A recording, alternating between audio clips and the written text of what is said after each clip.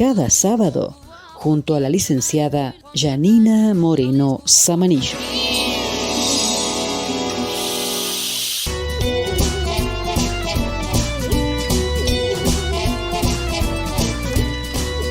Y en una semana donde lo colectivo se expresó, por ejemplo, en lo que ocurrió con las marchas en todo el país, con las universidades que se pusieron en alerta y en un acto defensivo de la educación pública, de lo que implica el sentido de pertenencia de nuestras casas de altos estudios, de lo que implica también poner en juego derechos colectivos, porque en la educación pública está ese sentido fundamentalmente.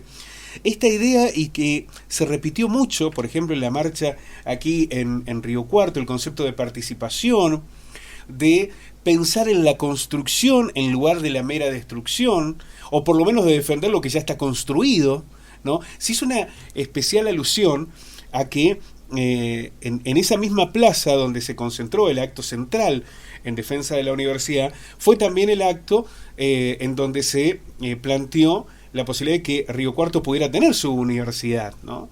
En ese mismo espacio, en ese mismo lugar y con esas mismas multitudes. Bueno, pensar el sentido de lo colectivo de la participación es lo que vamos a intentar debatir hoy en La Realidad en el Diván. Por eso sumamos a la licenciada Janina Moreno Samanillo. ¿Cómo le va, señora? Bien, ¿cómo le va, Pablo? Muy bien. Hay en tiempos donde los discursos están tan cargados de un énfasis negativo, de odio, de prepotencias, de aquello de es blanco o es negro, y si es negro o es del otro lado o es blanco, lo deshumanizamos, le quitamos valor en sí mismo. También hay una especial revalorización del sentido de lo colectivo. Uh-huh. Cuando ocurren expresiones como la defensa de los derechos de las personas con discapacidad, en este caso de las universidades, parecen tomar más vigor, ¿no? Y mucha gente que empieza como a sentirse contenido, como si es una necesidad de abrazarse en lo social. Me parece que algo de esto es lo que estamos viviendo, ¿no? Sí, yo creo que ahí se ha movilizado una fibra que me parece que es positiva en esto de encontrarse, ¿no? Y creo que por ahí este extremo que ha hecho que pensemos en las personas más vulnerables, en las personas que necesitan que garanticen sus derechos, en la importancia de la educación pública, hace que, bueno, la calle encuentre a las personas, pero eso en una punta. En la otra punta sigue el odio de las que quedaron del otro lado, ¿no? Que también creo que hay que hacer un análisis de eso en la búsqueda del sentido que decís, porque todo lo que uno no puede tramitar a nivel individual lo termina desplazando a lo colectivo. Y me parece que ahí es donde se pone el odio, ¿no?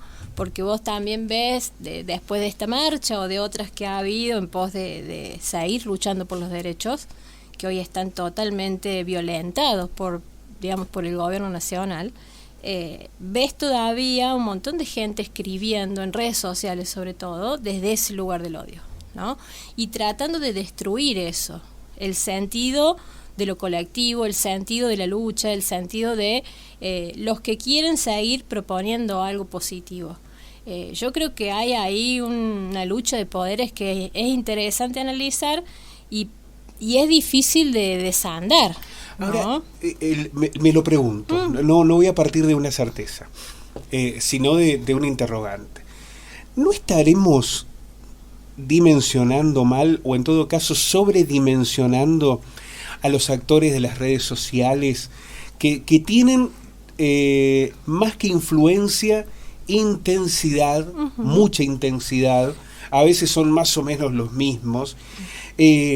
Porque pensaba en lo que ha sucedido, por ejemplo, en esta etapa de Milei, ¿no? Había una discusión sobre si la sociedad se había derechizado o si se había descompuesto en sus valores hasta reconvertirse simplemente en una sociedad odiadora, capaz de insultar sistemáticamente y demás, como si esa fuera la matriz que nos movilizara como mayorías. Y sin embargo, ahora que empezamos a ver cómo decae la popularidad de Milei o puede perder una elección y demás, decimos, bueno, a lo mejor no era eso lo que le atraía de Milei. A lo mejor no es que estaba esperando sistemáticamente insultar y quería insultar del mismo modo, generar su odio y demás. A lo mejor había un desgaste por lo otro, a lo mejor había una necesidad de cambio, lo que fuere, pero no necesariamente eso, porque si no lo estaría reclamando la gente, estaría pidiéndole, Milei, volvió a insultar o insultar más fuerte, y en realidad hasta el propio Milei está cambiando determinadas maneras de expresarse. Sí. A lo mejor no es que la sociedad estaba ahí, o por lo menos no podríamos reducirla solo eso, ¿no? No, porque sería tener una mirada reduccionista, tal cual. Lo que pasa es que como nos hemos alejado tanto del contacto humano y de lo personal, de lo vincular y también de lo colectivo, sobredimensionamos, como bien decís vos, Pablo, lo que está en la dimensión de lo virtual.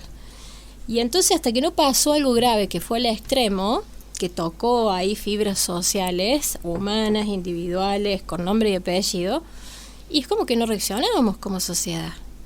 Y cuando esa persona habita el espacio de la calle y ve que un otro y un otro y un otro colectivamente se encuentran pensando y sintiendo lo mismo, y ahí decir, bueno, me animo, porque también es este efecto, ¿no?, de lo colectivo, de decir, bueno, me quedo en la cómoda, en el conformismo, criticando o enojándome con las cosas, pero no hago absolutamente nada. Ahora, ponerle el cuerpo a la situación implica otro esfuerzo, implica otro compromiso, ¿no?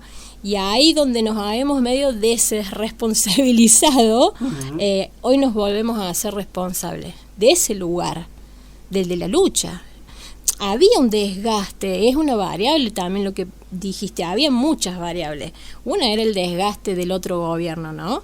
Pero no era la única. También vino como este otro efecto contrapuesto en una cara de algo distinto, que pareciera que hoy el que no viene de la política va a hacer las cosas bien. Y en realidad no es ni una ni la otra. Se trata de hacer las cosas bien, tenga experiencia o no, si la tiene mucho mejor, por supuesto. Seguramente hay una multiplicidad de problemas estructurales que hoy Exacto. tiene la Argentina que derivaron en que Milei o este proyecto de político hoy haya gobernado, ¿no? Y también están surgiendo algunas otras variables que permiten que empiece a expresarse el sentido nuevamente de lo colectivo, porque también hay que decirlo, si bien la universidad, las marchas han sido, creo que todas masivas, la educación pública, la educación universitaria es más difícil de voltear como argumento, ¿no? Sí. Pero también hubo muchos otros señales de alerta que no tuvieron la misma contención. Nos costó, o les costó a una mayoría mirar al otro que la estaba ya pasando mal, Sí. o que la pasó mal desde un inicio, Sí. ¿no? En eso hoy pareciera que el sentido de lo colectivo, en lo que ha pasado con la discapacidad, lo que está ocurriendo con las universidades, está dando señales de fortaleza. Pero hubo también otras manifestaciones de egoísmo o de no contemplarnos entre los quienes las estaban, porque en todo este proceso se insultó a tanta gente, Sí. a tantos sectores, Sí, se los expuso tan brutalmente, Sí. ¿no? Pero hay una falta ahí de poner el cuerpo, te lo vuelvo a repetir, nos cuesta un montón el estar ahí con ese otro peleándola, aunque a mí no me esté pasando, nos sigue costando. Hay un sociólogo que habla de esto, que es Zygmunt Bauman, de que la modernidad se ha vuelto líquida, la sociedad se ha vuelto líquida, y es todo tan rápido, hay una velocidad tan vertiginosa que primero que nos falta el compromiso y segundo que no nos da tiempo, que ya ocurrió otra situación, ¿no? Y creo que nos está faltando encontrarnos en esos lugares, de decir, bueno, a ver, nos está afectando a todos, hoy te afecta a vos y mañana me afecta a mí desde otro lugar, porque ha habido un montón de situaciones, los jubilados también. Sí, claro. Y costó mucho también ahí ponerse en esa situación. Fueron y los que primero pusieron el cuerpo, bueno, los jubilados, sí, frente a lo que era el avasallamiento de las políticas. También ahí me parece, y si querés me parece que lo podemos agendar como un tema para el próximo finde, que es quién conduce estos procesos, ¿no? El tema de los liderazgos, porque a veces hay una discusión sobre las conducciones políticas de los ejecutivos. Sí. Pero, ¿y los sindicatos? ¿Y las organizaciones sociales? Y bueno, ahí está lo líquido que los te líderes digo. populares. ¿Quiénes están ocupando esos lugares? Hay una crisis de liderazgos enorme y hay una crisis institucional enorme. Entonces, creo que también el común de la sociedad no está encontrando con quién identificarse en términos de líderes. Y no hablamos de mesianismo, porque No, también lo podemos incluir en el debate del próximo. exacto. No es que estamos buscando un mesías No, que sea capaz de... un salvador, no, porque no existe Sí, tampoco. porque esto lo podemos ver hasta en los lugares más próximos, ¿no? Sí. En la clase dirigente en Río Cuarto, en quienes representan institucionalmente o en los sindicatos. Sí. En aquellos que han convertido en feudos a una vecinal o a un Sí. gremio, y es muy difícil que la gente diga voy a batallar con vos, Sí. o siguiéndote, ¿no? Sí, porque también, ¿sabes qué creo que pasó, Pablo? Que perdimos esto de creer en esa persona que puede conducir. Han pasado tantas cosas que han deslegitimado ese lugar del conductor o del líder, que nadie más cree en nadie.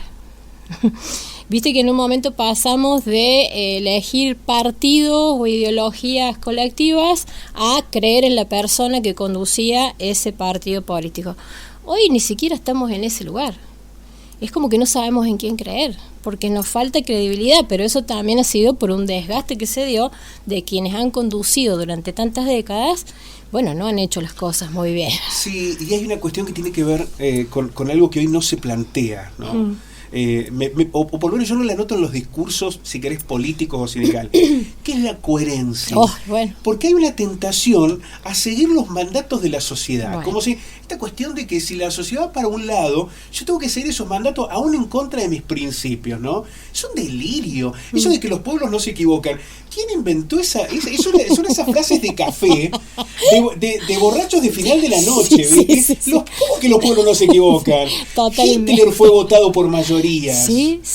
¿Cómo que los pueblos no se equivocan? Los Es un pueblos se delirio equivocan, absoluto. nos equivocamos. Claro, ¿cómo Nos nos vamos a equivocamos. equivocamos? Individual y colectivamente cometemos errores. Totalmente. Entonces hay una tentación de decir, no, vamos a seguir lo que la gente piensa, a veces hasta lidiando con las encuestas y todo eso. Y a veces inventando perfiles que no existen. Efectivamente. ¿Ah? Construyendo mayorías. Construyendo a partir de mayoría, prejuicios, pero débiles, demás. porque Sí, después claro. cuando se llega se cae por su propio peso, porque en realidad no une ni siquiera la ideología esas personas que se unieron en pos de ese objetivo. No es un partidito de fútbol en la canchita el sábado, que nos juntamos 5 o 6, armamos un futbolito y si ganamos o perdemos no va a pasar nada, nos comemos el asado igual. ¿Tá? Entonces no es cuestión, bueno, ahora vamos con fulano, ahora vamos con mengano. Y ahí la gente pierde credibilidad. Pasa en todos los sectores Sí, sociales. lo que tiene que la política tiene una capacidad, la política en general, ¿no? Socialmente. Hay muchos episodios, incluso los podríamos caracterizar aquí mismo en Río Cuarto, de gente que ha representado lugares tan oscuros y que de golpe aparecen como en un lavado de caras, ¿no? Sí. Y esto aparece sistemáticamente. Sí. Y como vos señalabas, puede quitar credibilidad, pero a lo mejor no les quita espacios de poder. No, eso. No les quita espacio de poder. No. Y eso también refiere a una clase dirigente, ¿no? Sí, y eso también agota al pueblo. Y eso también agota mucho. Porque en algún momento eso Porque genera tantas vos fíjate frustraciones, que acumula tantas claro, pero frustraciones. también no es casual que cada vez, en cada elección, vota menos gente. ¿Por qué no hay ganas de participar? Bueno, hay que preguntarse esas cuestiones también. Porque ya no tengo ni siquiera la motivación de ir a elegir a alguien que me represente, en el cual pienso que puede llegar a cambiar o transformar esta realidad. Y no porque pensemos que todos los políticos son iguales, porque No. no son todos iguales. Hay mejores políticos, mejores y peores. Hay políticos que tienen la vocación de conducir acciones o decisiones políticas que mejoran la vida de una mayoría, y hay otros que juegan para otros sectores. Por lo cual no todos son iguales. No. Lo que sucede es cuando la frustración es sistemática, está el riesgo de no participar. Y sí.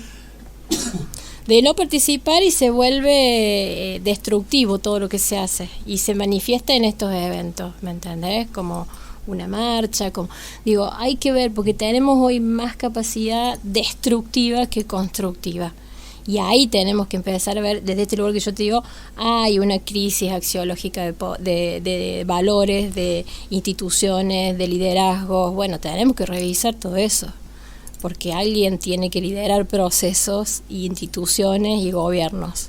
Es así, en una sociedad democrática, si aspiramos a eso. Y insistimos, sin la idea de pensar que el proyecto es el líder. Exacto. Pero alguien tiene que, claro, que empezar a reconducir esas ideas. Y a mí me parece que la coherencia sería una palabra que resultaría interesante ir incorporando. Porque todas las acciones individuales tienen contradicciones, que son válidas, ¿no? Sí. Que forman parte de, a veces, de cambios necesarios en la vida de cada persona. Sí.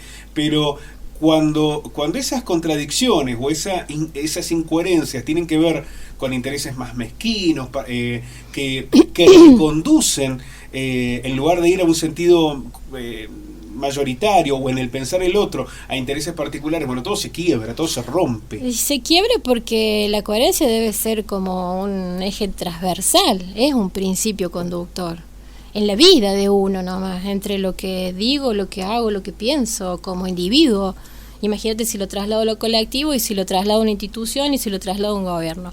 Debe ser la coherencia algo importante, como lo es la palabra, que también se perdió. Entonces me parece que ese es uno de los ejes vertebradores que tenemos que empezar a discutir. Y cuando no hay coherencia no hay credibilidad. Naturalmente. Vamos a sumar el tema de los liderazgos para debatirlo la semana próxima. E incluso lo vamos a habilitar a lo largo de la semana para que la gente se pueda ir sumando con sus opiniones y miradas, ¿no? Perfecto. ¿Qué liderazgo hoy seguimos? Habría que pensar eso, porque me parece que está como muy diversa la opinión. Habría que verlo. Hay que revisarlo. En algún momento la política tan desacreditada iba buscando esos liderazgos en otros, ¿no? En eso, me acuerdo en los 90, que la idea de sumar un Palito Ortega, un Carlos Reutemann, pero también se dio en los últimos años que los sectores empresariales, en lugar de invitar a un ministro de Economía que les hable de tal cosa, invitaban a un técnico de fútbol. Claro. Decía, a ver cómo conducimos grupos, cómo gestionamos, porque también se fueron dispersando esas búsquedas. Sí. Porque también allí fueron encontrando las frustraciones, ¿no? Sí, ¿qué me va a venir acá a hablar si mira cómo la viene piloteando? Exacto, ¿no? Exacto. Pero lo ponemos en discusión, Yani, para el próximo fin de semana. Me encanta. Señora, muchísimas gracias. No, gracias a usted, un placer.